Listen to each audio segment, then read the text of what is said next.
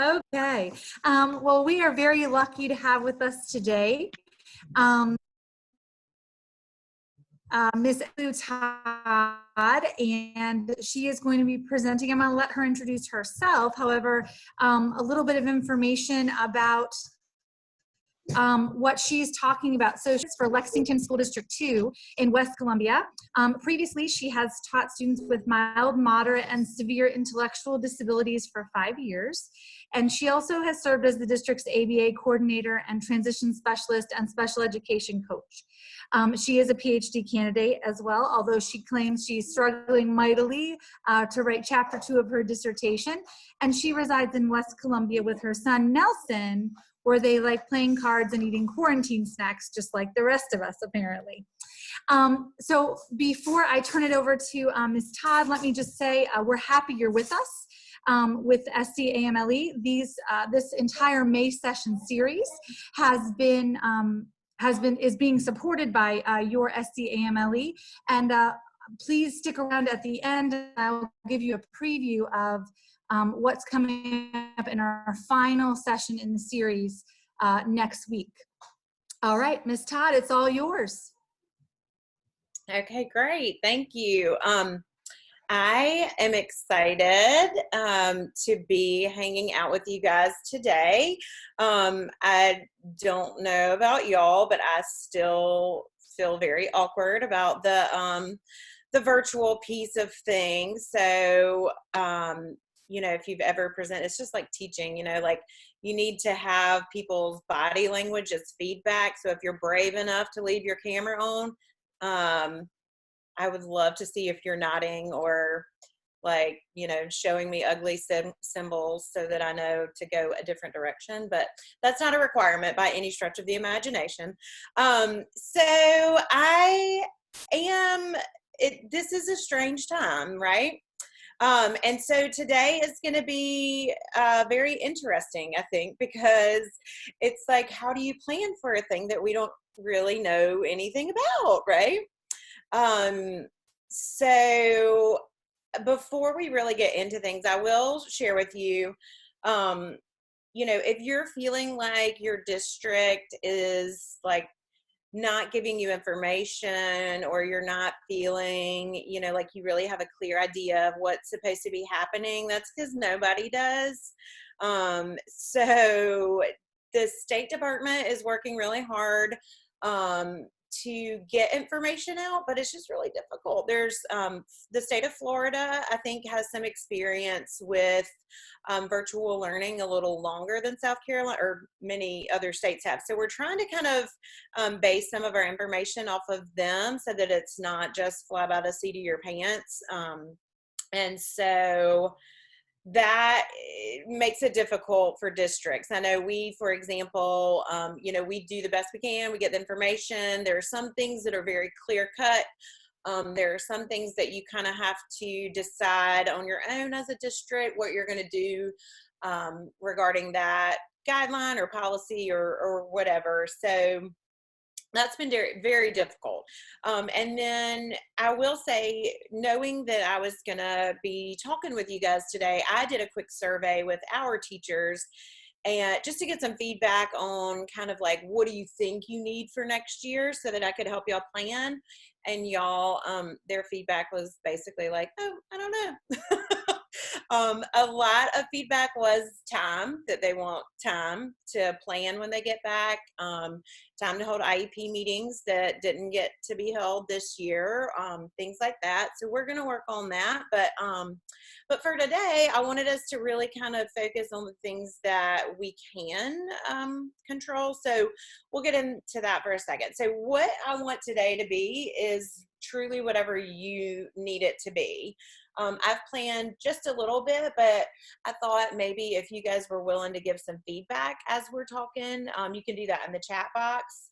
Or Sarah, I'm not sure if folks have a way to say that they want to ask a question out loud, or if the chat box is the only way. But I would love to hear from you guys, because if we come up collectively with some things that could be created, or tools that we could create, or resources that we could find, I'm more than happy to spend some time on that afterwards and get out to you later as well. So we have a couple things to go through today though. So I don't even think I told you. So I'm Emmy Lou. Sorry, let me back up. I'm Emmy Lou. I'm the coordinator for special ed for Lexington School District 2. And my entire teaching experience is middle school. So, you know, like, I know you're either a middle school teacher or you're not. And I am. I don't do little kids very well. And I don't do big kids that great either, but that's okay.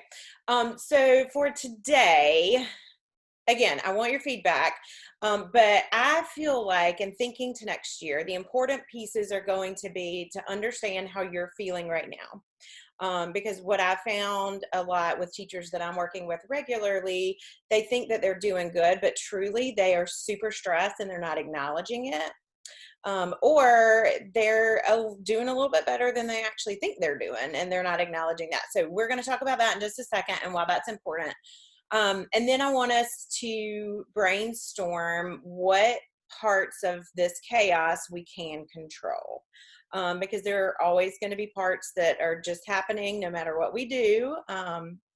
But when we stop and really make a plan for the things that we know we can control, that will help us, even if we don't really know what the plan is in the big scheme of things. And then I have one tool created currently. I have a couple other tools that I wanted to share with you guys afterwards. And then, like I said, I wanted to get your feedback to see if there was anything else that we could develop, or I can steal from somebody and give to you, like whatever we need to do. So any questions before we get started? I'm happy to try to answer IEP questions too, but some of those guidelines are going to vary district to district, but I'll be happy to share with you things that are statewide if you have those questions too. Okay.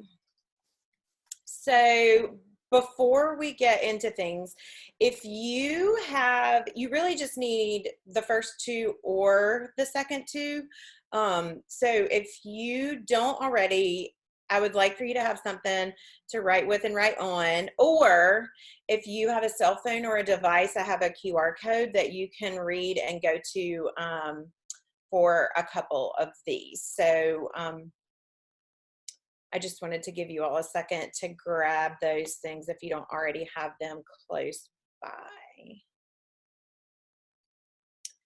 So as you're doing that, I want to give you just a second, and I have a quick survey that I'd like for you to complete.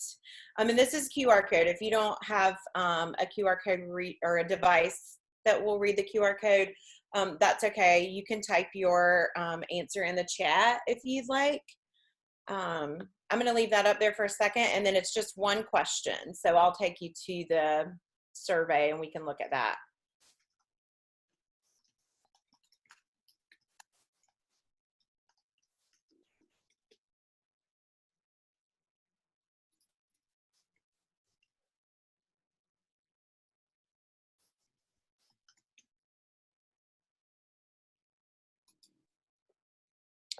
Okay. So if you don't have a QR code reader and you want to just type in the chat, which of these you are feeling right now, thinking to next year.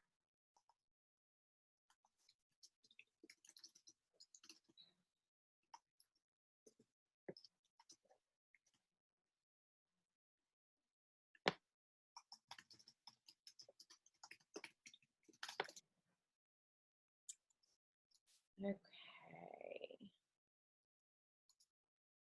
All right, so, oh, look at this. So we have nobody as happy as a pig. Okay, great. Oh, somebody is. I lied. All right, so in glancing at this, we can see that there's a lot of not necessarily positive feelings going on, right? And that's totally cool. Um, so we've got lots of confusion. I totally understand that. I feel exactly the same way, especially my current struggle right now is planning for ESY. Not sure if anyone else is having any issues planning for that, but districts are starting to kind of make a decision just to say that we're going to have to do it virtually because of the planning piece of that. But let's see, we've got concerned, uncertain, mentally exhausted. I totally understand that as well. And then anxious. So a lot of stress related words, right? Okay, so first of all, this is, if you're not already using, Google Forms and things like that as a tool for your kids, you're really missing out. That questionnaire took me about, I don't know, 37 seconds to get together. And you can add in pictures if you needed to. And so students could tell you how they're feeling without having to verbalize it. If they're already upset, that's not going to be something that they're good at. So this is a really easy tool to use with your students as well when looking at something like that. But I felt like while we were talking today, that was going to be really important because it is important about how you feel. You guys are the most important part of this whole thing as far as I'm concerned as a teacher.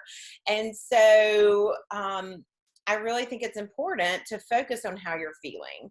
And like I said, I started like doing this slide and I was like, oh my gosh, every single like terrible cliche comes to mind, like the one about the cup, I couldn't find that one, but like you can't fill other people's cup if your cup's not full, like that type deal. But truly taking the time to acknowledge that you're confused or frustrated or whatever is going to be really important as we head into this time of unknown, and as we're leaving this time where we don't feel like we really have closure for the school year. You likely didn't get to see your kids. You might not have gotten to talk to all of them face to face, those types of things. So make sure that you're acknowledging your own needs while you're preparing for next school year, and really take some time this summer to do that. I know a lot of districts are for ESY. I don't know about you guys, but I was always the person who taught ESY as well. So it was like I never had a break, and so this year we have just abandoned all of June to force people to take a break. And so I think a lot of districts are doing that. So we'll start ESY in July. But it's just so important. It's so important to be able to prepare for next year and all of that. So keep that in mind. But it's the same way for your kids. So make sure as we're starting school back that you're keeping in mind the parts of this that are difficult for them too. And that kind of leads to really the better half of what we're going to spend time talking about today. And I'd be really interested to hear from you guys how we could better tailor this to what you need or create something new. But again, when we don't know about something, we're scared. That's just human nature, and there's nothing wrong with it. So my advice to my teachers is always to focus on what we can control. And so thinking about how you can get yourself organized for next school year is one of the biggest things to do, because regardless of whether we're in a virtual setting or if we are in a face-to-face setting, even if it's with some wonky schedule or something like that, we still know the things that we can organize for next year. And so what I did was create a little to-do list that we're going to look at in just a second, to help kind of jumpstart some of that.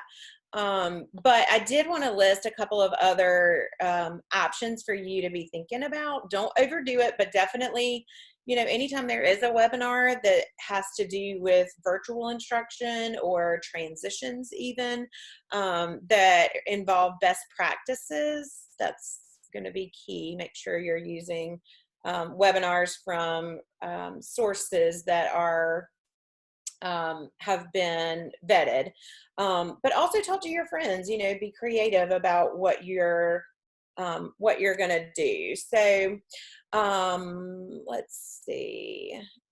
So here is, sorry, I got a little click happy, I guess. Here is the QR code to go to our Google Doc. So if you don't have a QR code reader, no worries. I would suggest you just use some Post-it notes or your sheet of paper so that you can jot these things down if you feel like they're important to you. That's totally up to you. So I'll give everybody just a second to access the document. It's going to ask you to make a copy of it. And so you just say yes. And so you'll have your own and you can type into it.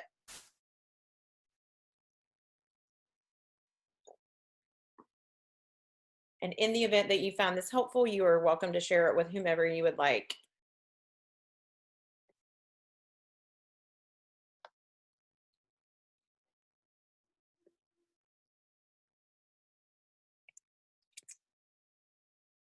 Okay. So at this point, just kidding. You should be looking at this document. And so again, I literally just made this up. I put my teacher hat on and I was like, what would I need to do to prepare for my kids coming back next school year? And so one thing that you're going to need to be able to do is plan for IEPs. And even before all of this, you need to be thinking about, are you going to be staying in your same classroom next year, or are you switching roles or schools or districts? Because even in those types of changes, these things are going to still apply. And so you're going to need to make sure you add to your list, something along the line of who it is that you need to contact in your new place to get this information, or how soon you can access Enrich to get them. So for IEPs, making sure that you are keeping a list of the IEP meetings that need to be held next year. And so the reason I've made this recommendation is because the State Department, has said if you didn't have enough data to write an annual IEP that was due before the end of the school year, then you should not write that IEP. I'm seeing some head nods, so that sounds familiar to some people. Okay. And so we have absolutely come across that in our district, where it was difficult to get a hold of students, or we're not sure that the data that we're getting from parents is maybe 100% the student's effort. Not that would happen very often, but could totally. So we know we're going to have a large chunk of meetings that need to be held next school year.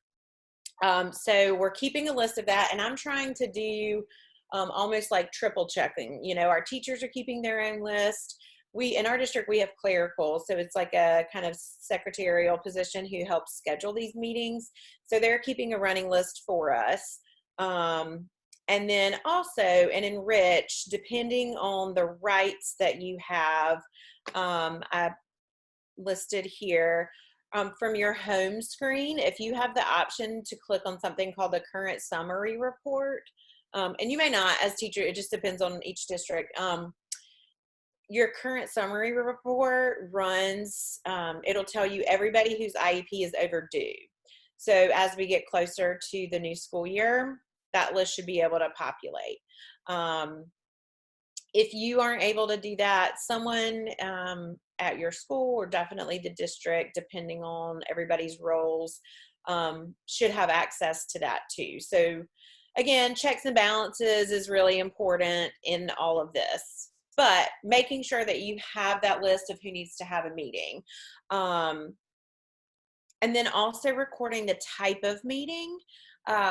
I've had some teachers already tell me, they're like, I know I'm going to have to do an amendment and I've already forgotten on what. So we, again, just made a very simple document, student name, type of meeting. If it's an amendment, what sections need to be amended.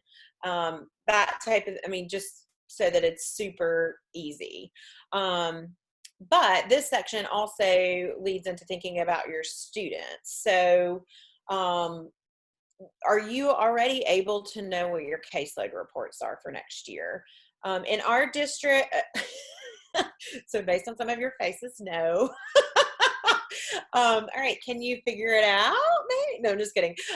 So in our district, because I'm OCD a little bit and weird and like to make things super complicated when they don't have to be sometimes, I try to have caseload reports for next year already done and sent out to teachers so that they can double check it for me. You know, so they can be like, oh God, ain't no way Susie's coming here. She's supposed to be in this class. And I can be like, oh my God, why is this teacher sending me crazy stuff? But it's a very complicated process. So I honestly wouldn't recommend it. But anyway, you know, if you're staying in your position, you know who you'll have staying with you in theory. And then you can reach out to the teacher who's sending students to you maybe. It won't be 100%, but a way to kind of start building a hypothetical caseload. Again, just to be able to refer back to this meeting piece of things. And obviously when school starts, you know, you're going to go through each student's IEP anyway, just to make sure, you know, you're setting up instruction, you know, their goals and all of that. This is just intended to be an easier way for my teachers to be able to look back and say, okay, I already know that I have these 3 students that I need to prioritize an IEP meeting for. And to make sure that no kids fall through the cracks with just the craziness, if that makes any sense. So then thinking to, and this can apply even if you don't know your caseload, but you know the type of setting you're going to be teaching. Like, for example, I always, you know, my ED teachers, you know, I'm like, yeah, you might not know the kid coming, but he's an ED for a reason. So you shouldn't be surprised when they come in with all sorts of behaviors. So let's plan for that. We might not know the very detailed specifics, but we do have a general idea. So start now thinking of what those needs are. This is especially important, I would say, when you are switching placement types. So if you're going from like a resource setting to maybe an ID self-contained setting, you know, just planning for the needs of your students so that, again, it's not a big surprise. In theory, again, we're already doing some of this to plan for a regular school year, right? So it's not that much of a stretch. But guys, like, let's be real, our kids who have behavior and social issues, like if they had an issue before this whole thing, they about to have a real issue. So be thinking about how can you communicate with them in advance. For example, our district, we have a BCBA in our district. She's fantastic, Erin Kendall. And I've asked her to make a very generic social story that could be used by any kid essentially, to just focus on the routine part. You know, I've been at home for 100 years and now I'm going to go back to school. When I'm at school, I need to do this. This is where my hand should be, blah, blah, blah, yada, yada. And so I will be happy to share that with you guys too, just so you have it. And then also we found that for students who are a little higher functioning, checklists are really helpful. And so we are going to create, that's not true. We are not going to. She is going to create a checklist for getting prepared for back to school too. So I'll be happy to share that with you guys too. You're going to have my contact information at the end of this. So if you want any of those things, just shoot me an email at the end and I'll be happy to make sure you get it. So we're going to make some, you know, generic resources like that. Again, You know your students, you know who needs something very specific, you know, who needs a picture of the school and, you know, a picture of you and all of that fun stuff. And so just go ahead and prep those things. Get them ready now. We know it's coming. So be prepared. So anyway, just planning for your students as best you can, as best you can. And then that really kind of leads into the materials piece. What can you prep? Can you make social stories or find social stories? Checklists, any visual aids? You know, one thing that my students always loved was letters over the summer. Like I used to send them postcards because they were inexpensive. Things like that, just to stay in touch so that they knew I was still a real person. You know, because sometimes they didn't seem to remember any rule or anything I'd ever taught them the year before. So, you know, making connections like that as much as possible will continue to be important, but even more so, I think moving into this new school year, whether it is virtual or whether it is in person. So anytime you can make a phone call or, you know, set up a Zoom over the summer or a FaceTime, whatever works for, you know, communicating with parents, and then asking parents what they need. You know, I mean, I'm a parent in this whole e-learning situation with a student who does not have a disability, and y'all, it's hard. Like, it's been hard. I don't know if y'all have kids, but this has been rough. So I think anything that we can think of to support parents as well is going to be an important piece of this. But that goes back to communication. So then, you know, I added this other column over here. And my thought was, this kind of goes back to what I was telling you guys my teachers were saying that they needed. And a lot of that had to do with time. And so you're going to ride this emotional wave, I predict, of trying to fit in as much instruction as you can because you feel like you've lost so much, but also needing to assess your students' needs.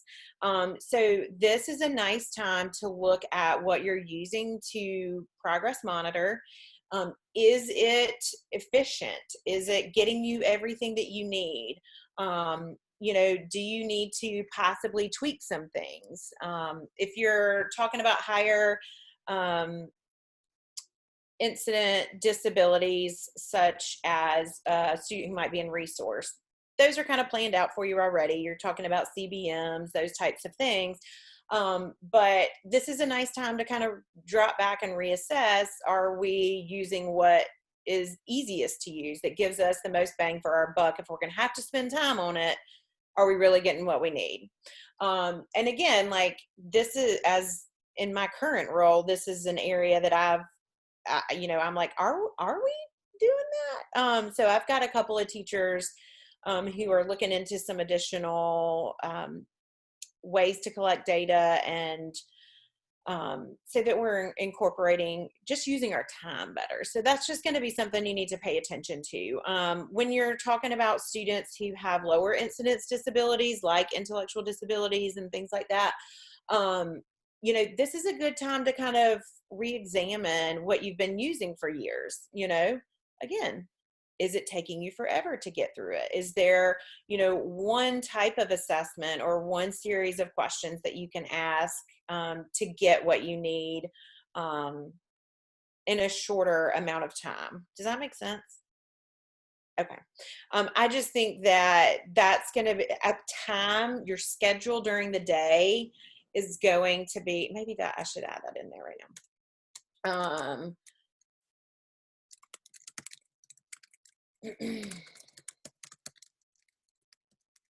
So playing with your schedule, like what time are you going to need and things like that, because I mean, I'm going to encourage my teachers heavily, you know, to block off time. We need to focus on routines, and we need to focus on understanding where our kids are currently. Without focusing on those two things, the instructional piece is going to be all for naught, because they're going to be crazy. You know, even the best child, they're going to be absolutely crazy having to go back to school. And I get it. I totally get it. So those are just some things that I thought of based on conversations with teacher and like teachers, excuse me, in my district, as well as some feedback from them on that. One teacher did ask me to just stop sending surveys. Fair enough. So, but I didn't include that on here. So anyway, I hope that this can be a little bit of a template for you to just start thinking. Again, when you went to the QR code, it should have asked you to make a copy. So this is yours to manipulate or delete or share or whatever you want to do with it. You are good to go with that. So that being said, my next question, excuse me, is truly for you guys. Like, what else is it that you feel like you will need in preparation for either scenario, going back virtually or going back face to face? That being said, before anybody tries to respond, keep in mind, schools are going to open based on CDC guidelines. So if they say that you have to have, 3 cans of Lysol and 4 bottles of Clorox wipes and, a bottle of lemonade in your room, I don't know, then the schools are going to have to provide that for you. Now, in my district, I know the classrooms are going to need extra materials and things like that, whose kids, it's easier to share germs and things like that. And we're going to provide additional materials in those situations. But, our kids are kids first. They're gen ed kids first, and then they're a student with a disability. And so your school should be responsible for providing kind of that preliminary set of materials in order to adhere to those CDC guidelines moving forward. So I bring that up because that was a big thing that I hadn't really thought about, that teachers brought up a lot. Like, how am I going to keep my room clean, throughout the day and things like that. So you should not have to stress about that. You should, your district, and maybe they're not as consistent maybe as they should be. This is being recorded.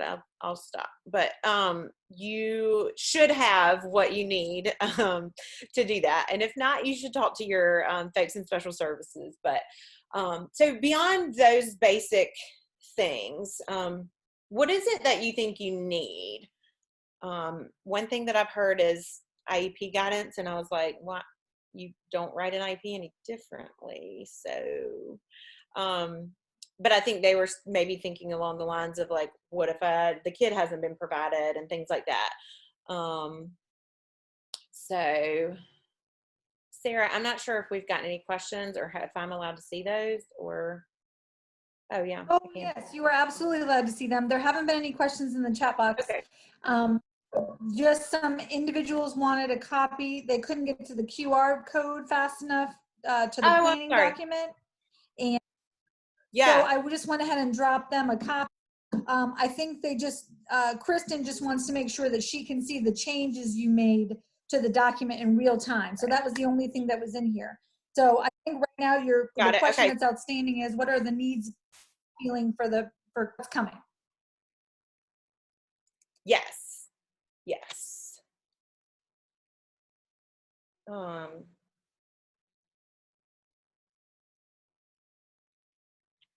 Again, like my OCD little planning heart goes straight to a checklist every time. And I know that that's not necessarily everybody's cup of tea. So there could be different ways that we could make this look, or we could anything. Jesse just brought up a really kind of interesting point. So do you have a checklist, or could we make a checklist of things that we can have to support our gen ed counterparts with supporting our learners specifically in this new that we're potentially going to have? Jesse, 10 points to you. I love that question. No, I don't have one, but let's make one for sure. Right, more than just accommodations, absolutely. Yeah, I think we could absolutely do that. Do y'all off the top of your head have some like general categories of things to be thinking about? Like, I'm just thinking in general, like some general gentle reminders of, like how difficult this is for everybody, but especially for a kid who has a disability. If school changes form to partially virtual, what are some tech resources? Okay. I think, Emmylou, I think it would be really important to go back to that checklist for Gen Ed counterparts. I think it's super important for us to focus on what you talked about earlier, which is this idea of routine. A lot of times in the Gen Ed classroom, we get away from routines because we say, well, the kids don't need as much structure, for example. And we all know that for adolescents, and really, let's be honest, for a lot of us too, structure is very comforting, and it's not limiting at all. It's comforting. If you tell me what you expect every single time, that's comforting for me. And so I absolutely think that, I agree. I think that would be certainly part of the checklist, is really looking at specifically what do our routines look like? Yeah. And how can we simplify them? I think that's something really important to think about. Okay. I love that. I'm making notes so that I can piece something together maybe. All right. And so J.R. Evans, I got your note for planning together, communicating expectations. Inclusion, yeah. And we are working on revisiting that whole inclusion situation in our schools because I can't write and talk. I'm sorry, hang on. Sorry. So what we found, we had some schools who did co-teaching, like legit formal, by definition, marry friend stuff, planning together, implementing the 6 models of co-teaching and things like that. But y'all, that's really hard. It's really hard to do that and do it legitimately. The likelihood of you having the staff to pull that off is like slim to none. Just speaking, from reality. If you're going to do it with fidelity by the book, yes, I agree with you, Christy. And so, but what we have found, research tells us that the number one indicator of success for students with disabilities is spending time with students without disabilities. And so the inclusion piece is so important. It's so important. And so what we've got now is we've got some resource teachers who are really interested in being in the general ed classroom, but we know we can't do co-teaching explicitly. So what do? So we're in the process of trying to outline some expectations of what this push-in model is, what we're calling it, so that we're not saying co-teaching and confusing people. So what a push-in model might look like. And so we're creating kind of a general, I don't know, I guess a guidance document. And so it would outline what the special ed teacher's role is, as well as the general ed teacher's role is. Because when we're doing that, also, we can't only focus on students with disabilities, because then we're, kind of calling our kids out, and we don't want to do that. And so I'm really excited about that possibility. Our resource teachers have been very creative in some of their thinking and how they want to do that. So we're working on that, and I'm more than happy to share anything that we come up with in the next couple of weeks to do that. Again, just shoot me an email. I'll put my stuff up at the end. But also, we're very heavy on our students who are in self-contained being in general ed for as many academic periods as possible. And so we use the labels, resource or academic support and self-contained, but that's really just, I don't know. There are a lot of very blurred lines, if you will, when you're looking at time on the IEP. So in those situations as well, we found that, you know, it was very comfortable to have a couple of gen ed teachers who are always willing and great with our kids. And so we just always put, you know, our self-contained kids with them. But what we found was that other teachers, surprisingly, really wanted to do it. They just didn't know what to do or who to ask. And so, again, it all goes back to kind of having that shared expectation. And that's been my focus over the last year is, do we have a document that we can go back to that guides us? It doesn't always have to be, you know, not everything's black and white, but we do need some standard guidance in that. So I really do like that idea of going back to inclusion and what the roles are within that, and then as well as just reminders for general ed teachers at all. And So Ms. Todd, I want you, yeah. I want you to, I'm going to interrupt for just a second. I want you to repeat something that you said a minute or two ago, and it goes into this next question. So you made a comment, and it's for some, I don't think for many people on this call, it's going to be mind blowing necessarily because we know it. But the reality is that our students, our special education students, are general ed students first. Right. And we can't forget that, as you so aptly pointed out, that the research tells us that our students have, the more time they spend doing general ed stuff, curriculum, expectations, etc., the more successful and the more growth we will see.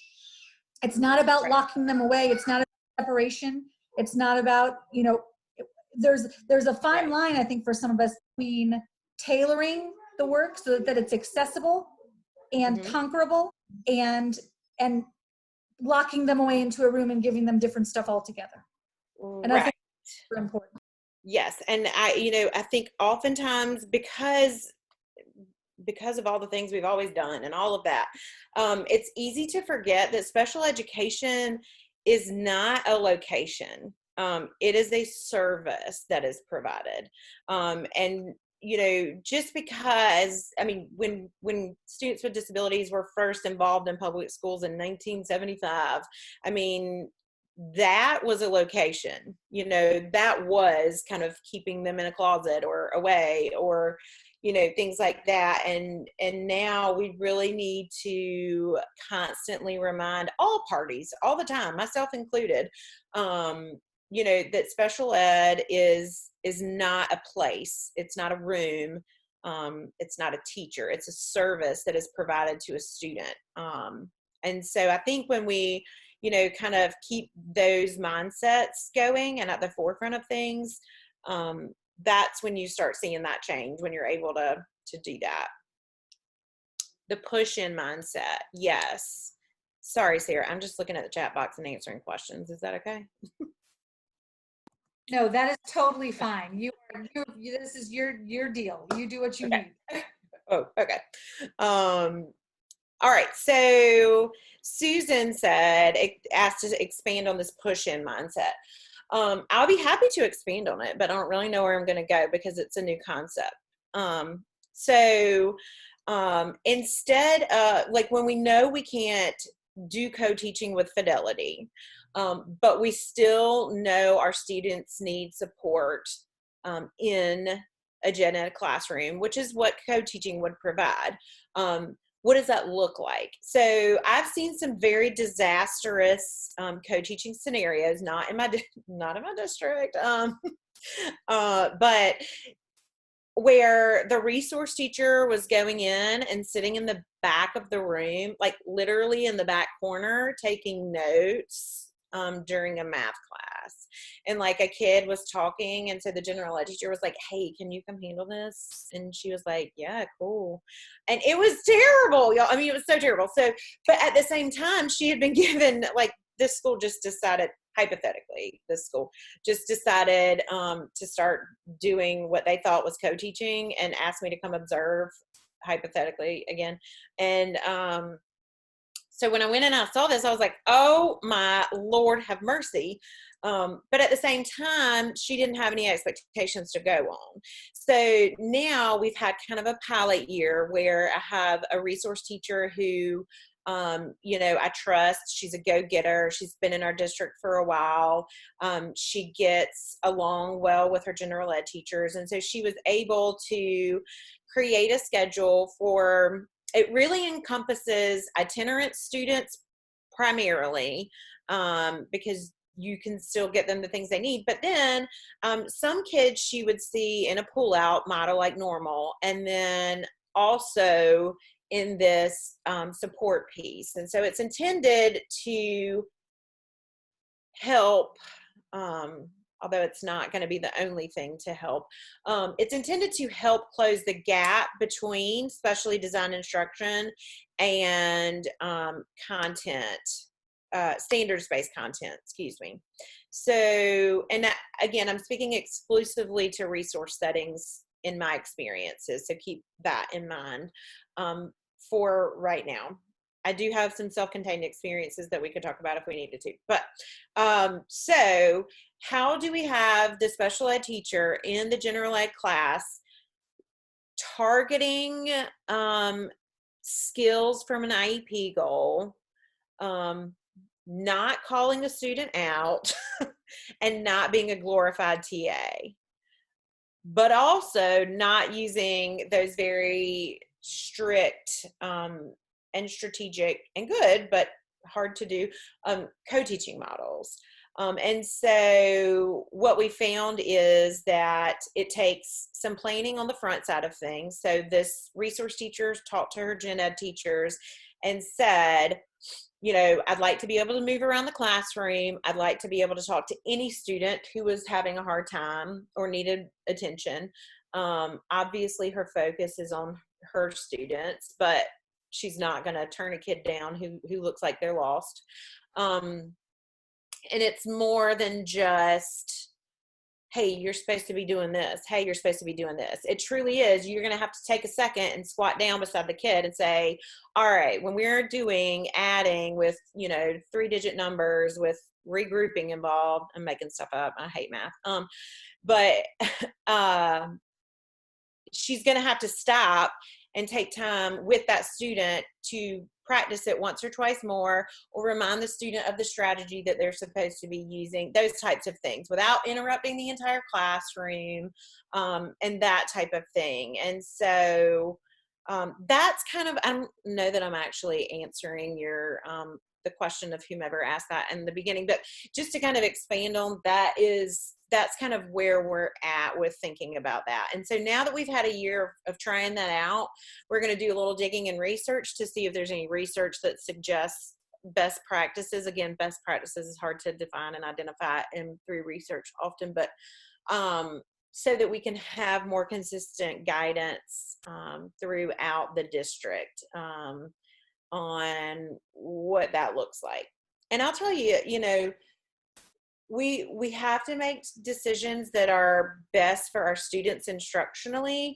And we also have to honor what our strengths and our weaknesses are personally. That being said, just because you don't feel comfortable being in a general ed setting doesn't mean you're off the hook to not do it. It just means that you need to find how you can get your foot in the door, and that's I tell you, every situation I've ever been in that involves inclusion comes down to relationships. It's the relationship that the special education teacher, fortunately or unfortunately, it is what it is, the relationship that the special education teacher can manage to have with those general ed teachers. That's difficult. Some places, some people are just not open to it. Some people aren't extroverts, they aren't super friendly and welcoming and things like that. And so you kind of, as a special ed teacher, I've always said this, like, you have to find an air of humility that you didn't really know you had before when you're planning for inclusion. So anyway, okay, what is the role of the assistant special ed teacher in the general ed classroom? Is that what you just answered? So in my district, So let me read the question again to make sure that I'm clear. So the question is, what is the role of the assistant special education teacher in the general ed classroom? So that's K.A. Thomas. So are you talking about like the classroom assistant or the special education teacher being in the room with the general education teacher? As the special ed teacher in the room, we want to avoid looking like an assistant. We just need to make sure we're constantly in that instructional mode and not just walking by and making sure. Okay. All right. Thank you. She said, yes, assisting in the gen ed classroom. So yes, that is what I was just talking about. And so we just, my thing, appearances are everything. And so going into a gen ed class and looking like you're an assistant creates a situation that you don't want to be in. You want to, make sure that you're active in the instruction. And, in the situation, the relationship I was just talking about, this was at the elementary level, but there were some areas for math that the resource teacher just enjoyed teaching and learning about. So there were some days where she did teach the lesson, but it wasn't very often. But that way the kids saw both teachers as instructional authorities, if you will. A checklist. Ooh, I love fans of checklists. Helping teacher. Ooh, no, I don't, but I think that that's a great idea. So the suggestion is to have a checklist for what teaching assistants could do to prepare.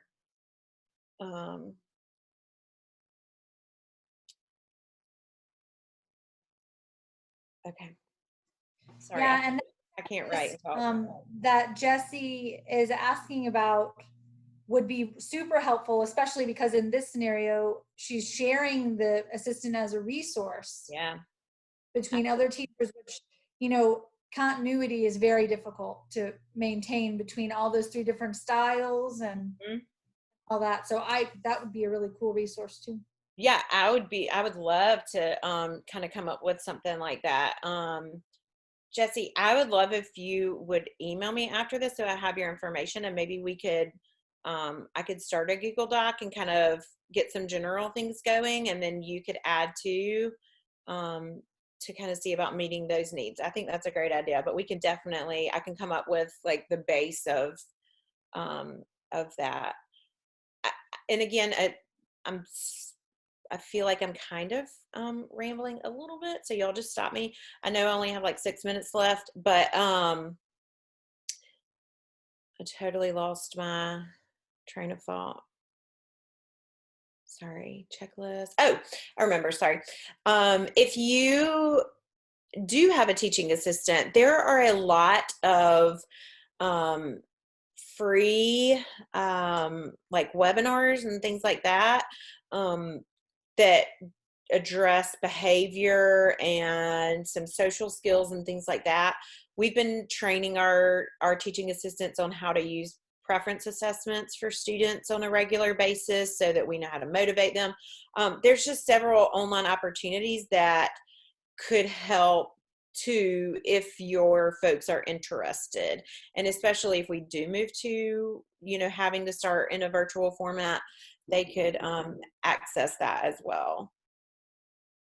So just a thought, but I can list those. I can get those to you guys.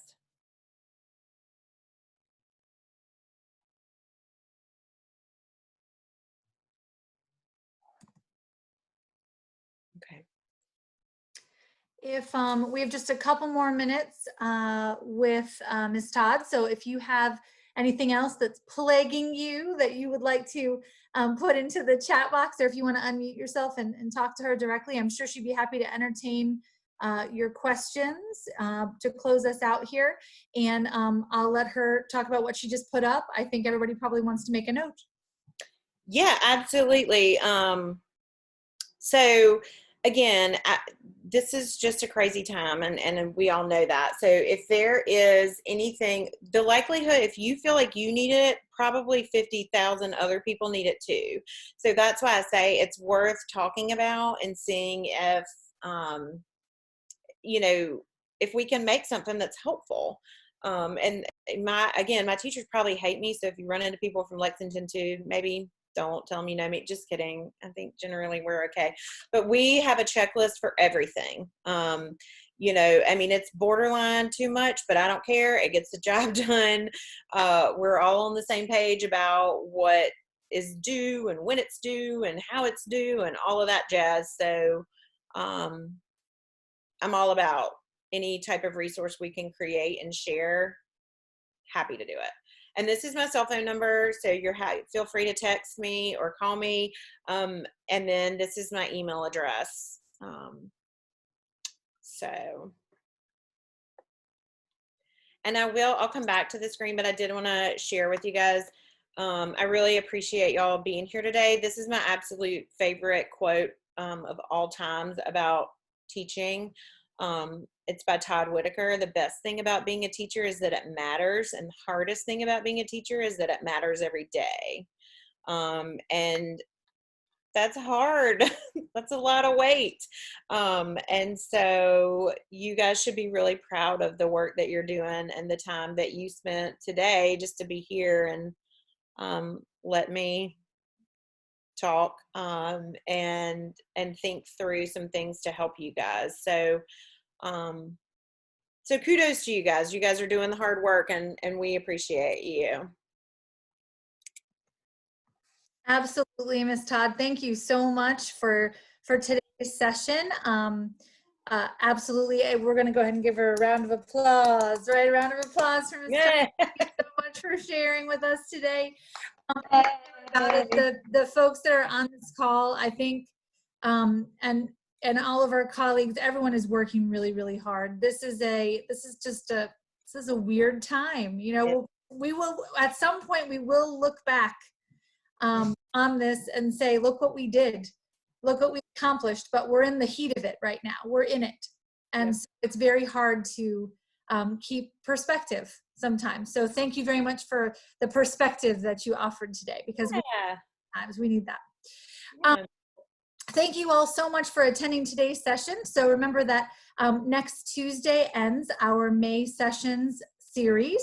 And next Tuesday, same bat time, same bat channel. However, we will be hosting Jack Berkmeyer himself. And so he will be talking about openings and closings in his hour-long session with us from 3:30 to 4:30. And again, that's Jack Berkmeyer. So please check out scamle.org to register so that you don't miss a thing. We've expanded the size of that session, so it should be able to accommodate everyone who wishes to attend. Thank you so much, Ms. Todd, and thank you so much to SCAMLE for sponsoring these sessions. Have a great afternoon, guys. Yes, thank you all.